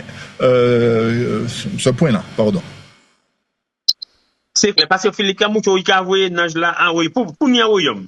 C'est pour voir mon maison, c'est pour la maison, pour voir mon maison, est-ce pas? Donc, lorsque l'Éternel parle de son royaume, il faut qu'il ait sa maison. La maison de Dieu, c'est son royaume, chers amis, d'accord?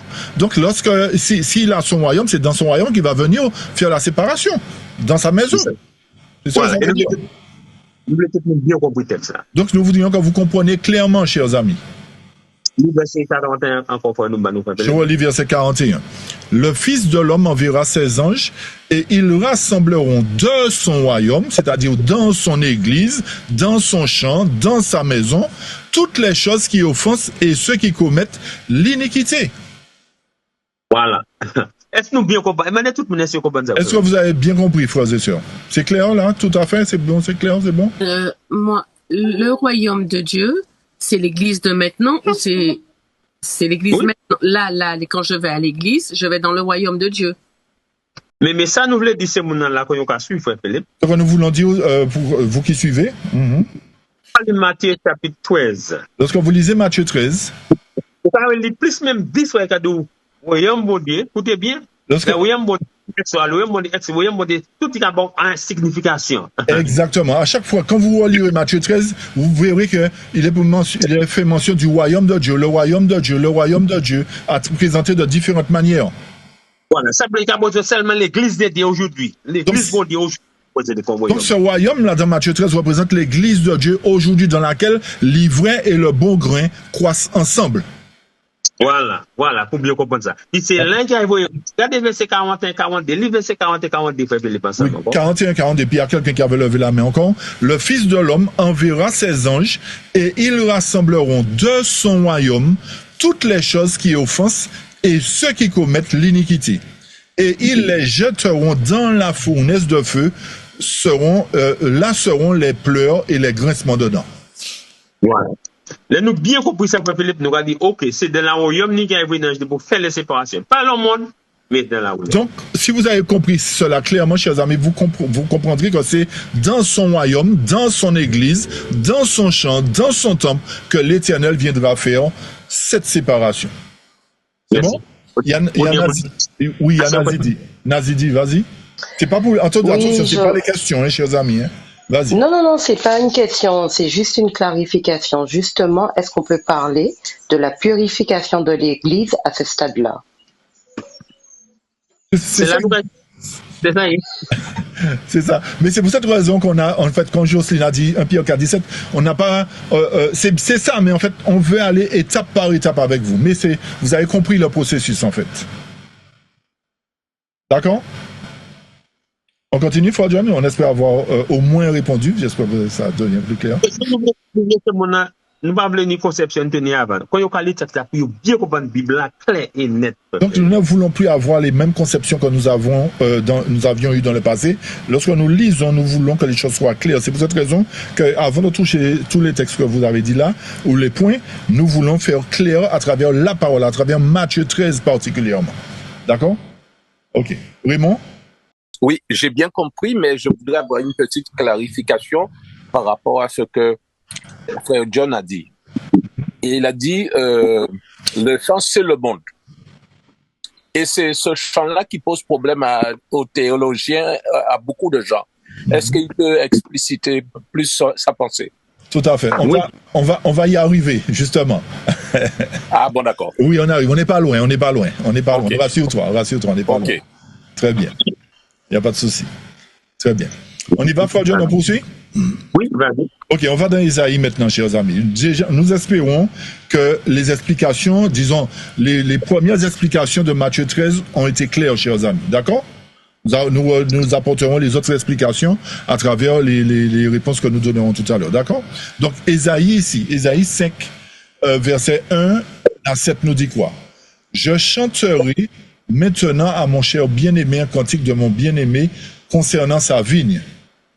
Mon cher bien-aimé avait une vigne sur une colline très fertile. Et il l'entoura et en ôta les pierres, il la planta de méosept, et il bâtit une tour au milieu d'elle, et il creusa un pressoir, et il s'attendait à ce qu'elle produirait des raisins, mais elle a produit des grappes sauvages. Et maintenant, aux habitants de Jérusalem et hommes de Juda, jugez, je vous prie entre moi et ma vigne. Qui avait-il encore à faire à ma vigne que je n'ai pas faite pour elle? Pourquoi, quand j'attendais qu'elle produirait des raisins, a-t-elle produit des raisins sauvages? Et maintenant, je vais vous dire ce que je vais faire à ma vigne. J'ôterai sa haie et elle sera broutée. Et j'abattrai sa clôture et elle sera piétinée. Et je la réduirai en friche. Elle ne sera plus taillée ni bêchée, mais les ronces et les épines monteront. Je commanderai aussi aux nuages de ne plus faire tomber la pluie sur elle.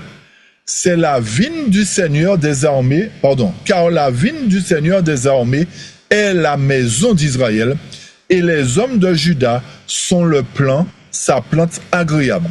Et il attendait le juste jugement, et voici l'oppression, la droiture, et voici l'oppression, la droiture, et voici un cri.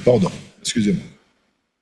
Ok, nous voulons tout le monde bien compris là. Nous voudrions que vous compreniez une fois de plus, clairement. Ni Ancien Testament, ni Nouveau Testament. Que ce soit dans l'Ancien ou le Nouveau Testament. Là, nous parlons concernant la vigne de l'Éternel.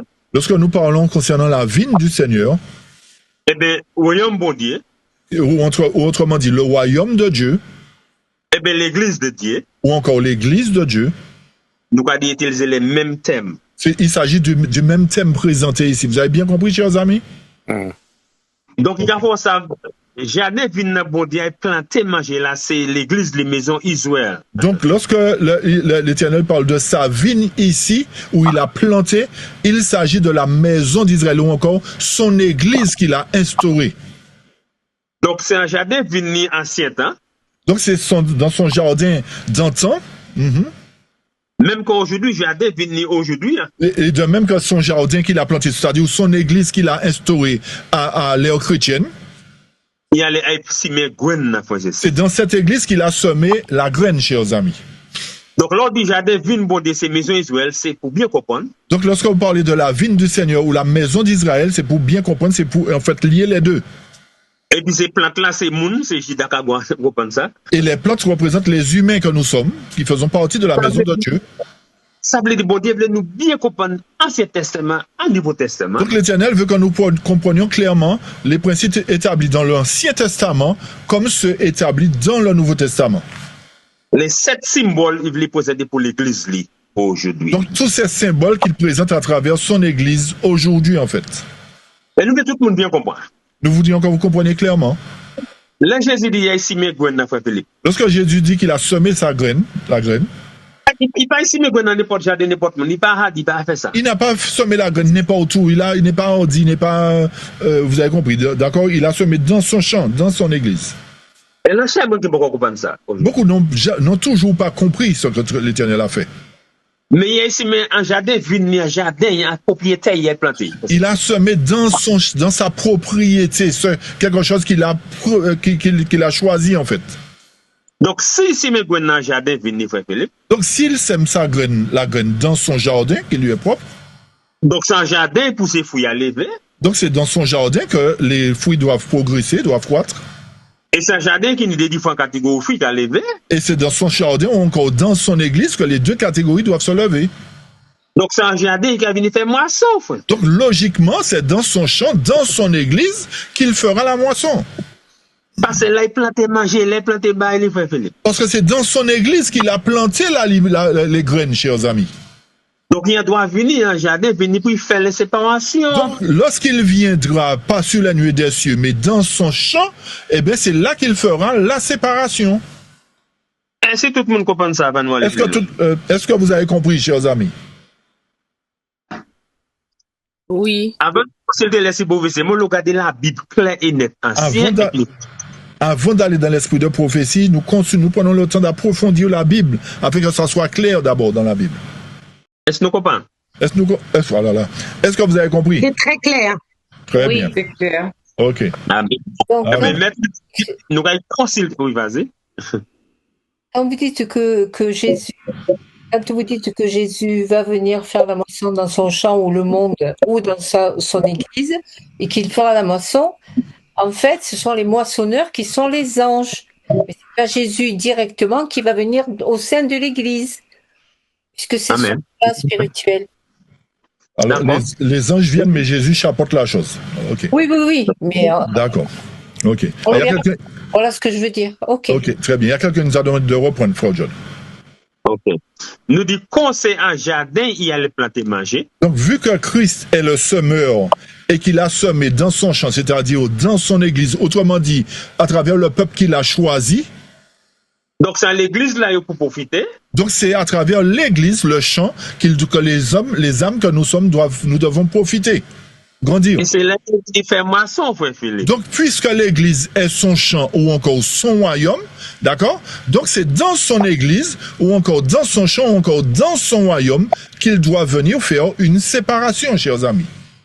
Donc, comme là, comme là, fouille à planter un jardin, c'est l'un qui a venu pour pas un jardin de l'autre monde, c'est un jardin qui a venu faire moisson. Les tomates qu'il a plantées dans son église, dans son champ, les concombres qu'il a plantés dans son champ, c'est pas dans le monde qu'il va aller les récolter, il va les prendre dans son champ premièrement. C'est ce que ça veut dire, chers amis. Et c'est pourquoi il faut vivre un jardin, côté un royaume, allez, en dit dans là. Et c'est pour cette raison. Exactement, c'est pour cette raison qu'il envoie ses anges dans son jardin, c'est-à-dire son église premièrement, chers amis, pas ailleurs, dans son église. Pas oublier, parce que toujours quand nous, royaume n'est sali, pas de l'autre monde n'est sali, quand toujours c'est un moi m'envoyer. Il dit c'est mon royaume, mon église c'est mon royaume, c'est dans mon royaume que j'ai planté. C'est pas le royaume d'un autre, c'est mon royaume. C'est pour ça il dit nous encore, frère Philippe. Particulier, Matthieu 13 dit là, allez en chambre, in my kingdom, en chambre, pas chez l'autre monde. Et c'est pour cette raison qu'il dit aux anges, allez dans mon église, dans mon champ. Vous avez bien compris ce qu'on dit, chers amis? Ok. Amen. D'accord, très bien. Bon, frère Philippe. Ok, c'est clair, chers amis? On peut avancer? Très bien. On poursuit. Nous continuons de laisser vous scientifiques là maintenant, frère Philippe. Là maintenant, on va dans l'esprit de prophétie. Dans les paraboles de Jésus, chapitre 4. D'accord, chapitre 4, livret, page 53 en français, 70 en anglais, 70 en anglais. D'accord? Je lis ça. Oui, bonjour John. Beaucoup nous quand ici livre qui est parabole de Jésus-Christ là, nous connaissons tout là. Beaucoup d'entre nous lisons ce livre parabole de Jésus-Christ que nous lisons en quelque sorte assez régulièrement, on va dire. Voilà, mais nous pas jamais porté pour nous bien comprendre le thème dans ça regarder nous. Nous lisons, mais nous n'avons jamais pris le temps de comprendre clairement les thèmes présentés là. Et moi, après aujourd'hui, après Philippe. Je veux qu'à partir d'aujourd'hui, après aujourd'hui, on va dire. La nouvelle parabole de Jésus-Christ encore. Lorsque nous ouvrirons la parabole de Jésus désormais, nous allons dire qu'en première compréhension exactement ça bon Bible que nous soyons en mesure de lire avec une plus claire compréhension concernant ce qu'il nous a dit dans Matthieu. Non, pas oublier nous lire en Bible là qu'on fait dire nous connaissons les champs c'est le monde, nous lisons ça, d'accord? Rappelez-vous que nous avons lu dans Matthieu 13 que le champ c'est le monde, chers amis. Rappelez-vous de cela, hein? D'accord? Le champ c'est le monde. Mais raison l'église adventiste 7e jour. La raison que l'église adventiste 7e jour. Nous différentes conceptions de les autres l'église dans le monde. À différentes conceptions, différentes interprétations de l'évangile par rapport aux autres églises du monde. Parce que bon Dieu que nous en l'évangile, la clarification, explication, les autres l'église pas jamais comprendre, jamais ni jamais aspect. La raison qui fait la différence entre l'église adventiste et les autres dénominations, c'est parce que l'Éternel a doté l'église adventiste de quelque chose de plus que les autres n'ont pas, chers amis. Donc, il va nous l'esprit de prophétie, qui est l'Esprit Saint. Donc, il nous a donné l'esprit de prophétie qui provient de l'Esprit Saint. C'est un texte qui brise l'explication pour expliquer les textes clairs et nets pour nous. Qui nous permet de mieux comprendre certains textes, c'est-à-dire en nous donnant plus d'explications pour que le sujet soit plus clair, en fait. Voilà, mon point biblique qui lit avec nous avant que c'est un point biblique li. Lorsque les gens qui sont dans d'autres dénominations lisent la Bible et que nous, en tant qu'adventistes, nous lisons la Bible, la même Bible aussi. Nous y a différentes conceptions. Pourquoi? Nous avons une conception différente des autres. Pour quelle raison? Parce que Dieu a révélé cet secret côté qui qu'est-ce les autres l'église parlent. Parce que l'Éternel a révélé ses secrets à cette église particulièrement que les autres églises n'ont pas reçu le même secret. Voilà, nous allons à la parabole de Jésus-Christ encore. Allons découvrir le secret, chers amis. Parabole de Jésus. Jésus leur proposa une autre parabole. Le royaume des cieux est semblable à un homme qui a semé une bonne semence dans son champ. Donc nous voyons qu'il s'agit de Matthieu 13, chers amis. Mais pendant que les gens dormaient, son ennemi vint et sema de l'ivraie parmi le blé et s'en alla. Lorsque l'herbe eut poussé et donné du fruit, l'ivraie parut aussi. Le texte nous dit ici, le champ, c'est le monde, dit le Christ. Nous devons comprendre qu'il s'agit de l'église du Christ dans le monde. Je reprends. Le champ, c'est le monde, dit le Christ.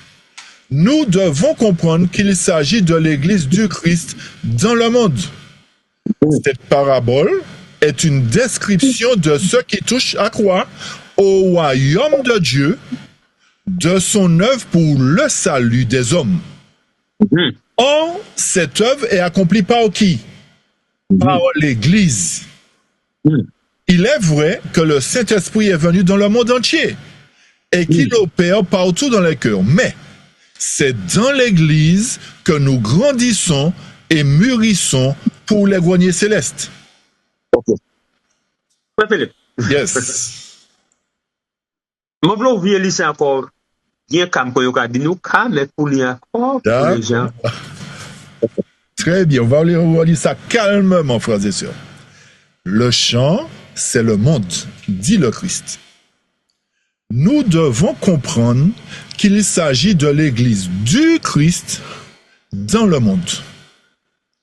Cette parabole est une description de ce qui touche au royaume de Dieu, de son œuvre pour le salut des hommes. Or, cette œuvre est accomplie par l'Église. Il est vrai que le Saint-Esprit est venu dans le monde entier et qu'il opère partout dans les cœurs. Mais c'est dans l'Église que nous grandissons et mûrissons pour les greniers célestes. Raison, laissez vous expliquer ça nous tellement clair, frère Philippe. La raison pour laquelle l'esprit de prophétie nous donne cette précision suffisamment claire. Parce que Ancien Testament, Nouveau Testament qui a parlé même langage. Parce que l'Ancien et le Nouveau Testament ont le même langage, chers amis. C'est bon, c'est qu'amener nous à la même base avec Ancien et Nouveau Testament correctement. Donc l'esprit de prophétie établit la même base concernant l'Ancien et le Nouveau Testament, chers amis.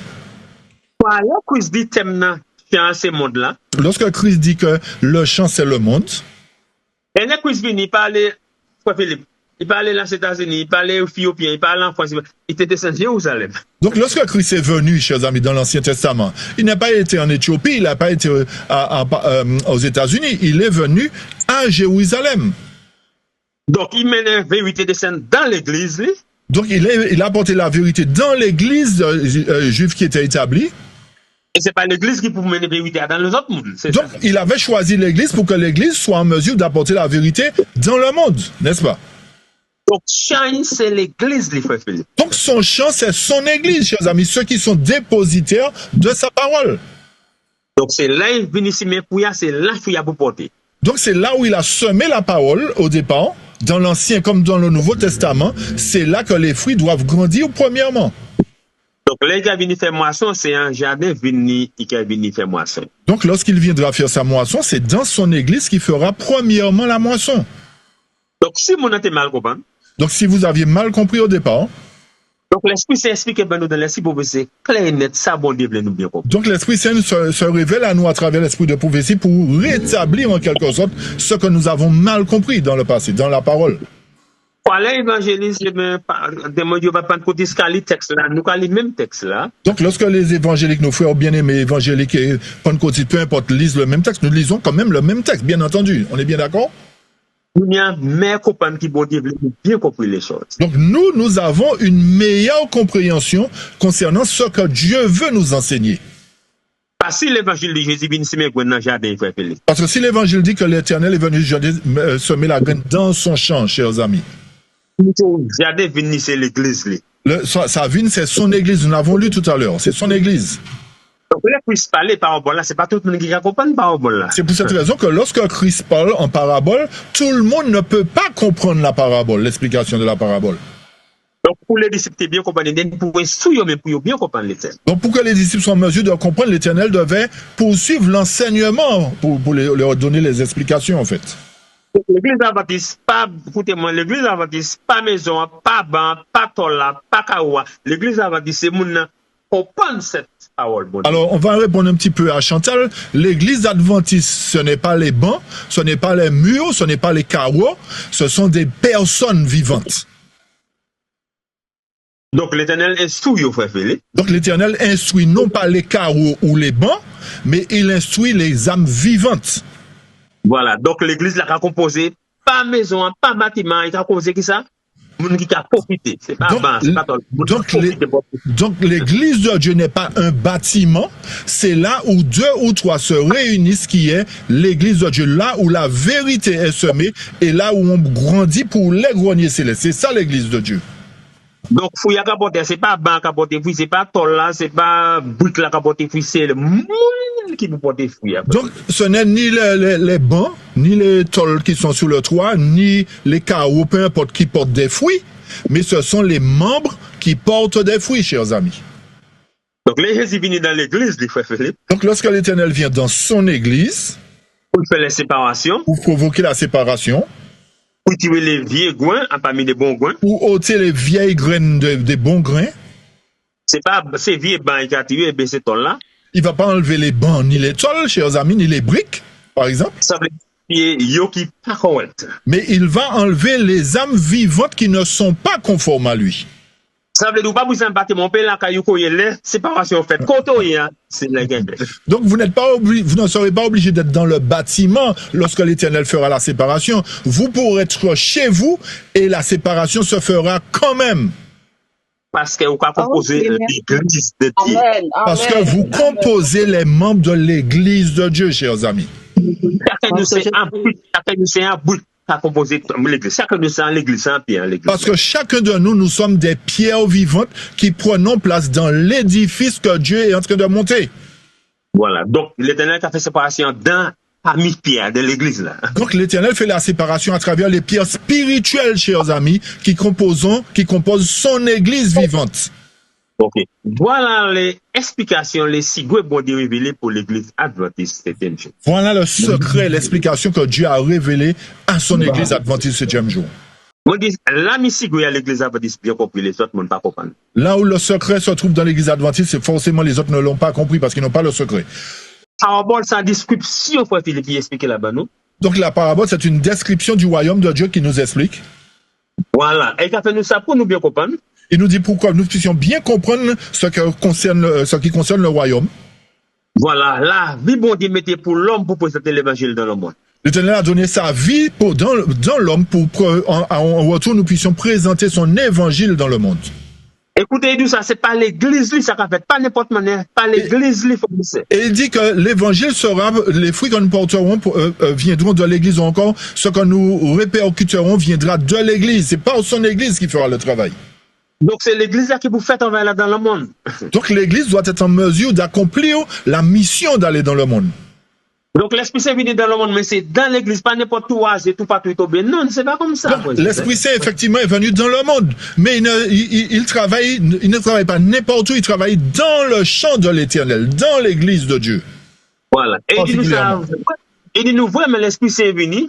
Il nous dit que l'Esprit Saint est venu réellement. Il vide tout partout, mais il se déverse sur tout un chacun, mais c'est dans l'église qu'il a soutien les hommes. Mais c'est dans l'église particulièrement qu'il agit sur le cœur des hommes que nous sommes. Des hommes et des femmes. L'église nous doit profiter. Il nous dit que c'est dans l'église que nous devons grandir. Pour porter fruit par l'Éternel. Dans le but d'apporter de bons fruits pour l'Éternel. Donc c'est l'église là nous doit profiter. Donc si c'est dans l'église que nous grandissons, c'est là que nous doit porter fruit. C'est là que nous produisons nos fruits. Donc là, l'Éternel vient faire séparation à l'église. Qui est-ce qu'il y a aller? Donc lorsque l'Éternel viendra faire la séparation dans l'église, dans quelle église il ira alors? C'est côté ici, mais qu'il vient faire. C'est là où il a donné l'évangile, où il a semé la vérité qu'il viendra récolter, chers amis. Donc, nous, l'église adventiste 7e jour. Nous, en tant qu'église adventiste du 7e jour. Là, nous, quand la parabole de Jésus-Christ, c'est bien Matthieu 13. Lorsque nous lisons la parabole de Jésus ou encore Matthieu 13. Nous avons différentes conceptions de toute l'église dans le monde. Nous avons forcément une conception différente des autres églises dans le monde, à partir de là. C'est gloire à Dieu, c'est l'église qui a cette conception. Et nous pouvons dire gloire à Dieu parce que c'est la seule église qui a cette conception différente des autres églises. Amen. Ça veut dire nous en harmonie, témoignage un testament ancien avec le Nouveau Testament, nous en harmonie tous les deux. Donc il y a une harmonie entre l'Ancien et le Nouveau Testament. Nous sommes vraiment dans l'harmonie que Dieu veut. Voilà, sur tous les trois en harmonie. Ancien Testament, Nouveau Testament, l'Esprit prophétie en harmonie. Donc les trois sont en harmonie. L'Ancien Testament, le Nouveau Testament et l'Esprit de prophétie ne forment qu'un en réalité, chers amis. Donc c'est pas préjudice, mais l'église adventiste 7e jour béni, frère. Donc ce n'est pas préjudice, mais l'église adventiste est bénie, chers amis. Amen. Amen. Dieu nous cette lumière pour nous parler pour les gens dans le monde. Nous sommes heureux que l'Éternel nous ait donné cette lumière afin que nous puissions la présenter aussi dans le monde. Vous savez ça qui fait la différence, c'est ça? Vous savez ce qui fait la différence, chers amis? À toutes les autres églises dans le monde. À travers les autres églises, par rapport aux autres églises dans le monde. Nous toutes les Bibles là même. Nous avons tous la même Bible. L'esprit de prophétie fait. Mais l'esprit de prophétie fait la différence, chers amis. Amen. Amen. Voilà la cigouille, frère Philippe. Voilà le secret que l'Éternel a donné à cette église, chers amis. Nous allons continuer. Est-ce que tout bien compris ça, frère? Est-ce que nous avons bien compris jusque-là, chers amis? C'est très clair pour moi, merci. Amen. Amen. Est-ce qu'il y a quelqu'un pour qui c'est pas clair, chers amis? Parce que souvent on demande est-ce que c'est clair, mais est-ce qu'il y a quelqu'un pour qui c'est pas clair jusqu'à présent? C'est clair comme de l'eau de roche. D'accord. Amen. Ok, bon, on avance. S'il n'y a pas de retour, on avance. Okay. On poursuit. Alors, celui qui sème, toujours dans Parabole à la page 53 en français, sème-t-il en anglais. Celui qui sème la bonne semence, c'est le Fils de l'homme. La bonne semence, ce sont les fils du royaume.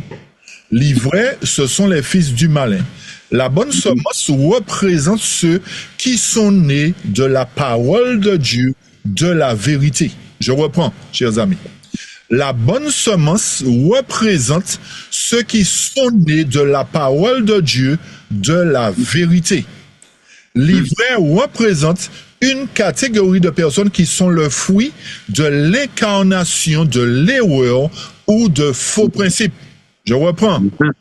L'ivraie représente une catégorie de personnes qui sont le fruit, l'incarnation de l'erreur ou de faux principes. L'ennemi qui l'a semé, c'est le diable. Ni Dieu, ni les anges n'ont semé l'ivraie. C'est l'œuvre de Satan, l'ennemi de Dieu et de l'homme. Et frère Philippe. Yes. Et c'est pourquoi nous avons dit, frères et sœurs. C'est pour cette raison que nous disons, frères et sœurs. On cette plateforme, nous pas qu'à dire personne conception qui en tête nous dit tout. Sur cette plateforme, nous ne disons pas notre propre conception en aucune manière, chers amis. Parce que nous ne parlons pas l'Éternel qui est nous responsable. Amen. Parce que nous ne voulons pas que l'Éternel nous tienne comme responsable d'avoir proclamé l'erreur. Amen. Il est écrit. Nous disons exactement ce qui est écrit. Nous vous donnons strictement ce qui est écrit. Et pourquoi? Et pour quelle raison? Parce que ça sous quoi l'Esprit vont des manifester en haut. Parce que nous savons que si vous croyez, l'Esprit Saint se manifestera dans vos cœurs. Et si vous jetez ou quand vous mettez contre l'Esprit Saint. Et si vous rejetez l'enseignement, vous vous battez contre l'Esprit Saint. C'est pas ni frère Philippe, frère Jean-Pierre, frère Matalo, frère Louison, frère. C'est pas qui est ce monde ça va vous dire. Ce n'est aucun des frères qui sont sur la plateforme avec nous là que vous méprisez, chers amis, lorsque vous rejetez la parole. C'est pour ça que nous avons pour nous exactement qui l'est. C'est pour cette raison que nous nous battons pour vous donner strictement ce qui est écrit. Merci, continuez. En Orient, il arrivait parfois qu'on se vengeât de son ennemi en jetant dans son champ nouvellement ensemencé quelques mauvaises semences qui en le vent ressemblaient beaucoup au blé. En poussant, elles portaient préjudice à la moisson et causaient des ennuis et une perte aux propriétaires. De même, c'est sa haine du Christ qui a poussé Satan à jeter de l'ivraie parmi le bon grain du royaume. Il attribue ensuite au Fils de Dieu le fruit de ses semailles. En faisant entrer dans l'Église, écoutez bien, chers amis, en faisant entrer dans l'Église ceux qui renient par leur acte le caractère du Christ, le malin jette le déshonneur sur la cause de Dieu, présente sous un faux jour l'œuvre du salut et met les âmes en péril. Je reprends ça. En faisant entrer dans l'Église ceux qui renient par leur acte le caractère du Christ, le malin jette le déshonneur sur la cause de Dieu, présente sous un faux jour l'œuvre du salut et met les âmes en péril.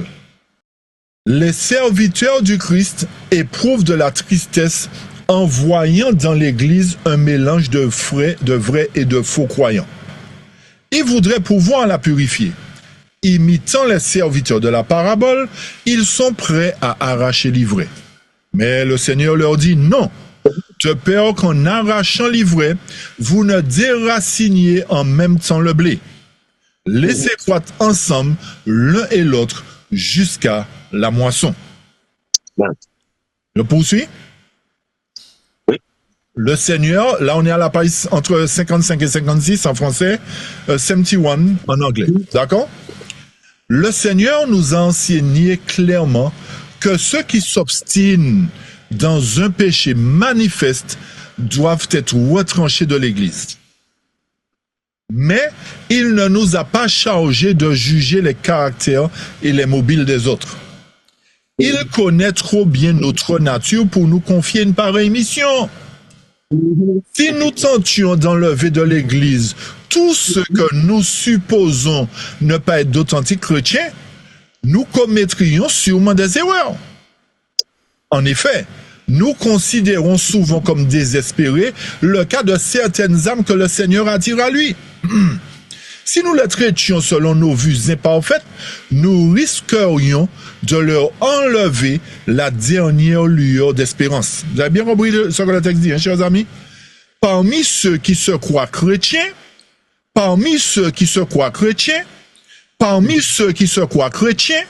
beaucoup se trouveront parmi les réprouvés au dernier jour. Tandis que beaucoup d'autres que leurs voisins jugeaient indignes auront accès aux portes du ciel. L'homme juge d'après l'apparence, mais Dieu regarde au cœur. L'ivraie et le blé doivent pousser ensemble jusqu'au jour de la moisson. Écoutez bien, l'autre réponse. Oh, la moisson, c'est la fin du temps de grâce. Amen. Amen. Amen. On lit le dernier, frère John, et puis on rebondit sur tout ça, tu es d'accord? Ok. La persécution est la tactique de Satan pour placer le monde sous sa dépendance. En infligeant de tels traitements à ceux qu'elle croyait dans l'erreur, l'Église a donné de Dieu une caricature. La parabole du Seigneur nous apprend à nous défier de nous-mêmes et à rester dans l'humilité, ainsi qu'à nous abstenir de juger et de condamner les autres. Tout ce qui est semé dans le champ, c'est-à-dire dans l'Église, n'est pas du bon grain. Et le fait d'appartenir à l'Église ne prouve pas nécessairement que l'on soit chrétien. Fin de citation. Wow. Ça, faut voir. Le texte là, m'a même besoin de dire, c'est clair et c'est net. Chers amis, on n'a pas besoin de dire quoi que ce soit sur le texte. Je pense que le texte est clair et net. N'est-ce pas? Nous, l'Église adventiste 7e jour. Nous, en tant qu'Église adventiste du 7e jour. Nous, quand on lit la Bible. Lorsque nous lisons la Bible. Les autres religions, les autres églises. Par rapport aux autres, contrairement aux autres églises. Nous avons une bénédiction, frère et sœurs. Nous avons une bénédiction qui repose sur nous. Parce que c'est fait la différence de nous à l'église adventiste 7e jour. L'Éternel fait la distinction avec nous en tant qu'Église adventiste, chers amis. C'est pourquoi, frère et sœurs? Vous savez pour quelle raison, frères et sœurs? Nous donnons un cadeau de l'esprit de prophétie. Parce que nous avons reçu un cadeau de l'esprit qui explique la prophétie, l'esprit de prophétie. C'est pourquoi si vous dites, excusez-moi, si vous dites c'est adventiste 7e jour. Donc, je m'excuse d'abord. Si vous dites que vous êtes adventiste du 7e jour, vous n'avez pas respecter, accepter l'esprit de prophétie. Et que vous n'acceptez pas ou que vous ne respectez pas l'esprit de prophétie, ou just pris. Vous êtes perdu. Je vous dis honnêtement, vous êtes perdu, chers amis.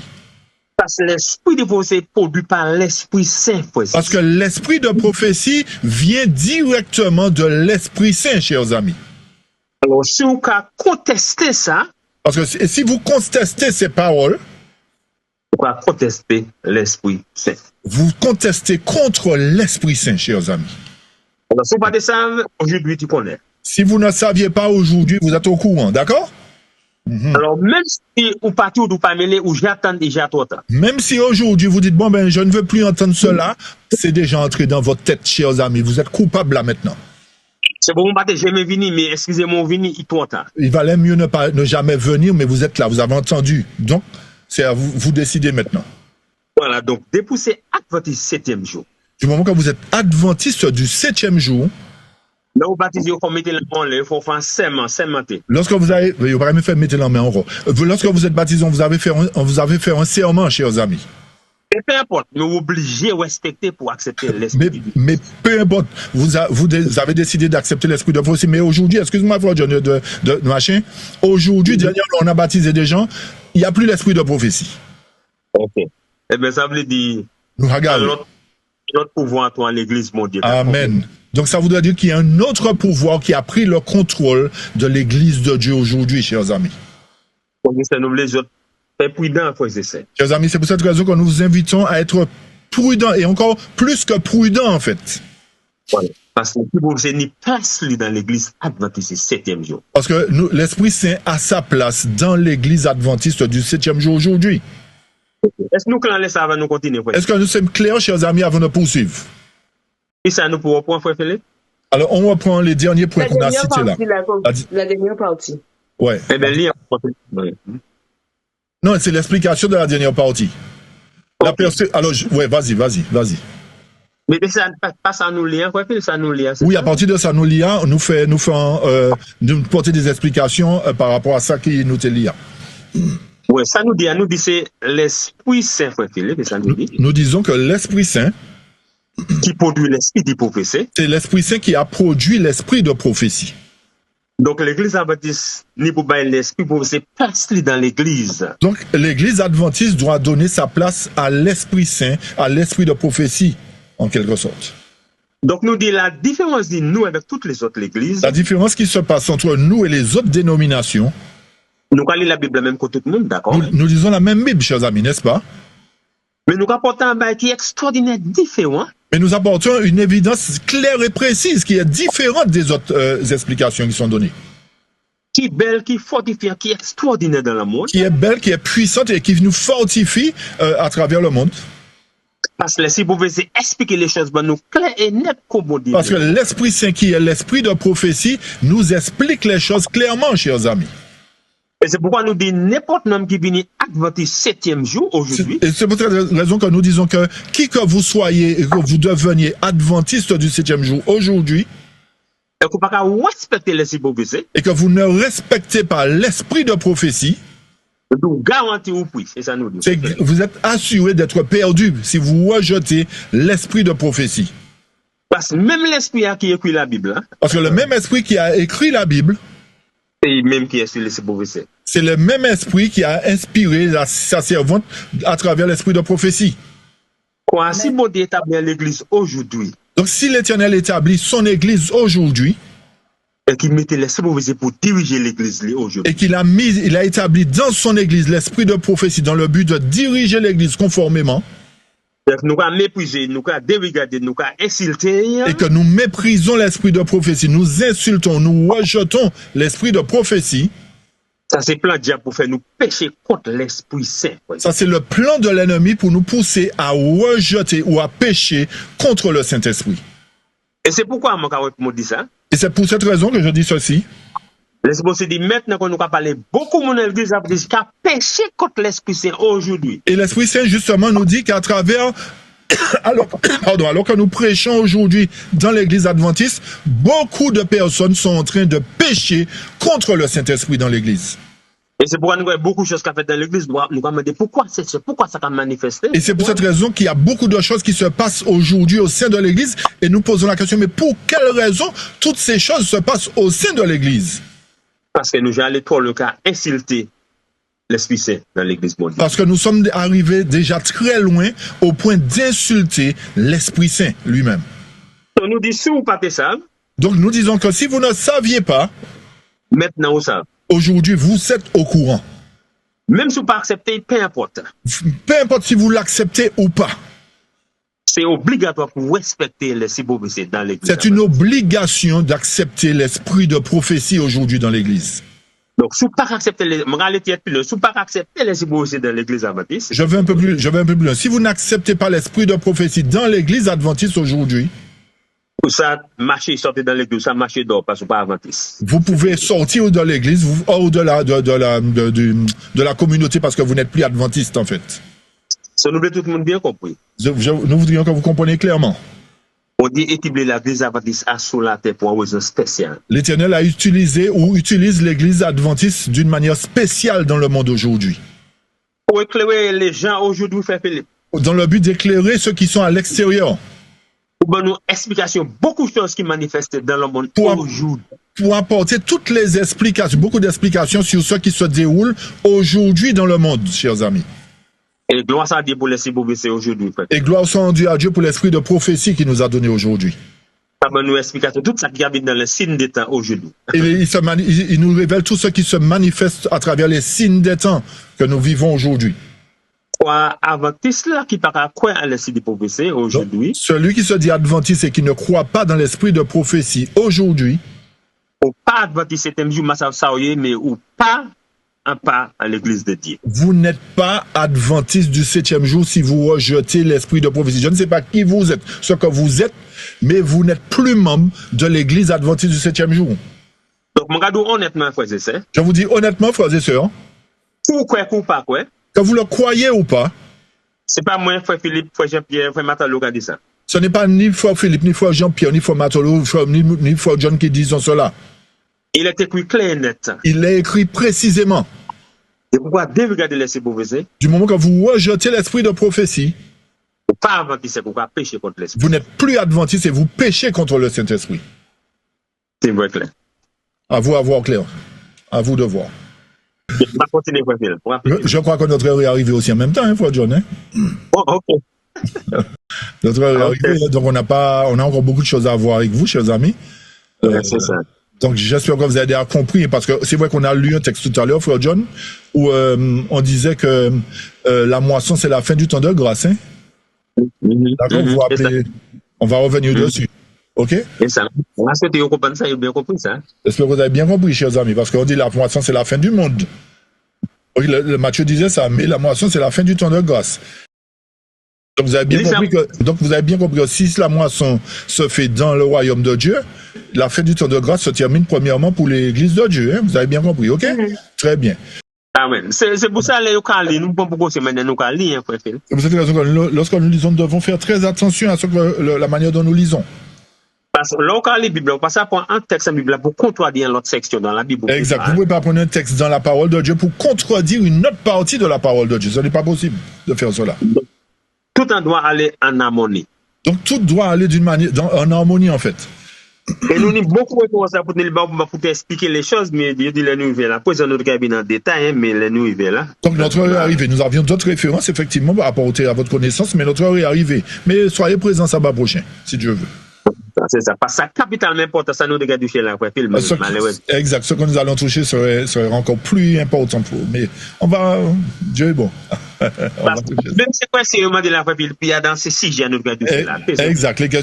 Certaines questions que vous avez posées, les réponses se trouvent dans les textes que nous pensions lire tout à l'heure. Après, mais bon. Quand nous allons parler, nous arrêter. Nous allons continuer. Répète. Bon, du coup, nous avons parole, nous l'avons arrivé, nous. Oui, c'est ça. On a donné notre parole, la parole de l'homme vaut l'homme. Donc, on va s'arrêter. D'accord, chers amis? Eh bien, voilà, chers amis, nous sommes arrivés à la fin de notre étude pour aujourd'hui, en espérant que cette partie du sujet a été claire.